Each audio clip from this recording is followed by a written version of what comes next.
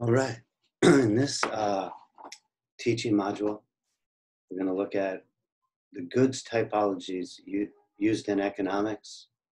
And then we're going to introduce some unusual ones that you won't generally find in the textbooks.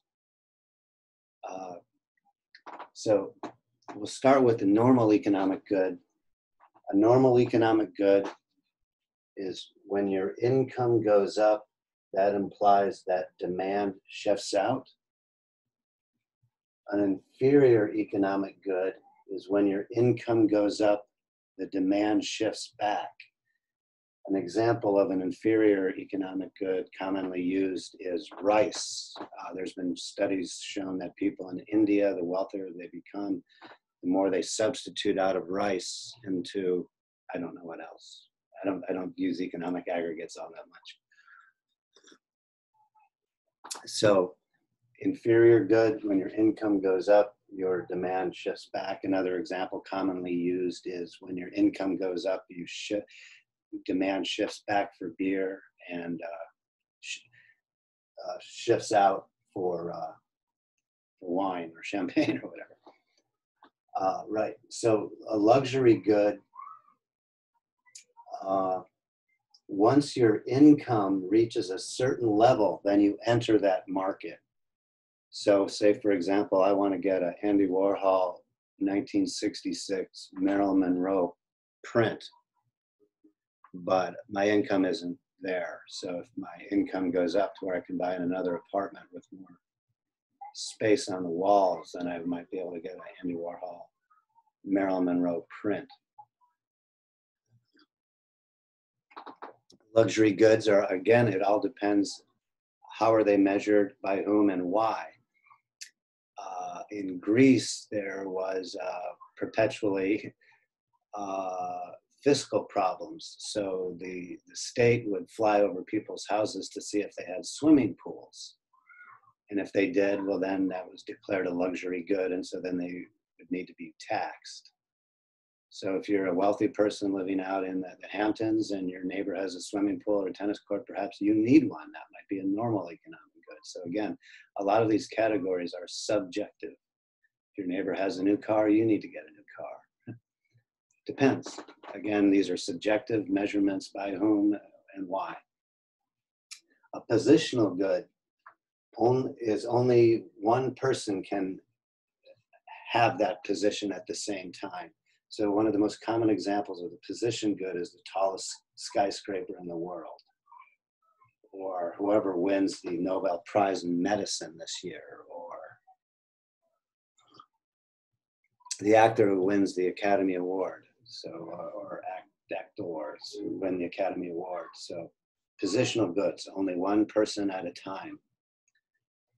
And then some non-mainstream categories or heterodox categories, interesting categories related to my work in cultural economics, are Veblen goods.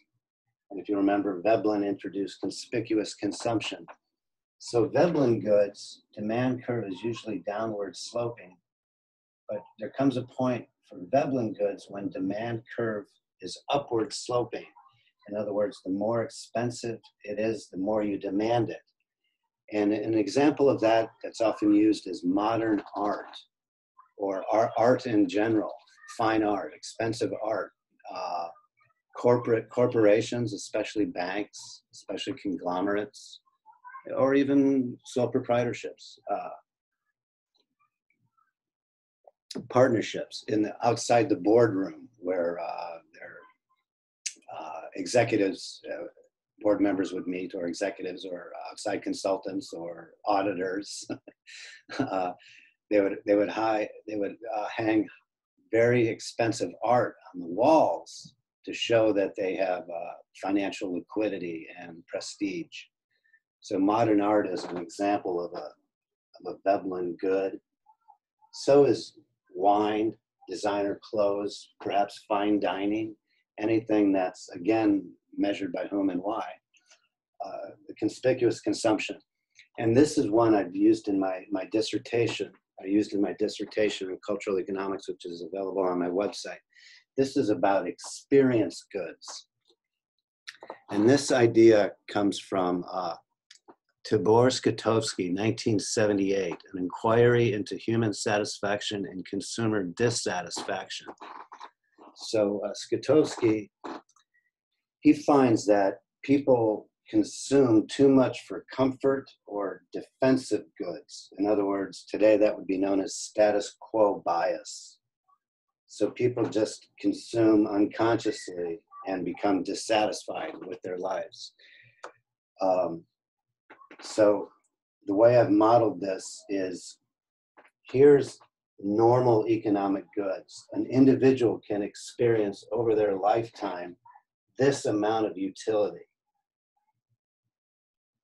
Or they can substitute out of normal economic goods into experience goods.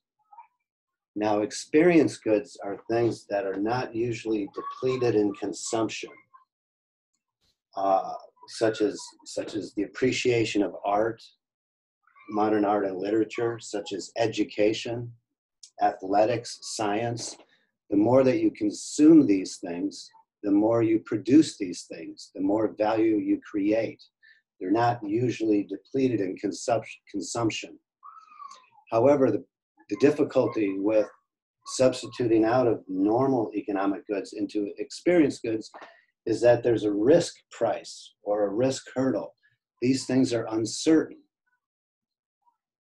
There's a cost going to college.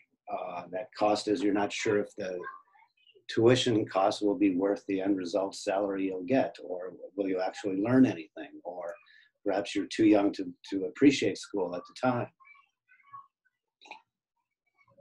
So there's a risk hurdle involved. So for example, in cultural economics, for my purposes, what I like to use as an example of experience goods is John Coltrane, who in my opinion is the greatest improvisational jazz player ever, one of the greatest musicians ever. But he's not all that easy to listen to. If you don't have an open mind and the ability and patience to figure it out, it would sound like noise.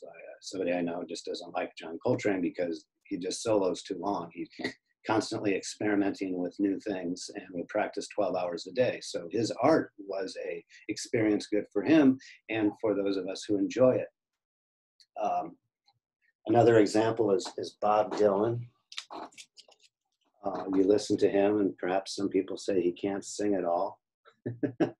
But if you're you might appreciate his poetry. I guess he did finally win the Nobel Prize in Literature a few years ago. But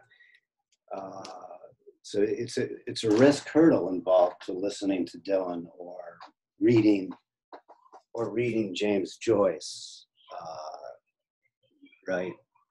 So these are experience goods. Not everybody enjoys a risk in consumption because there's a price and a hurdle involved, and we do have status quo bias based on our normal goods consumption patterns. Thank you. That completes our teaching module on goods typologies.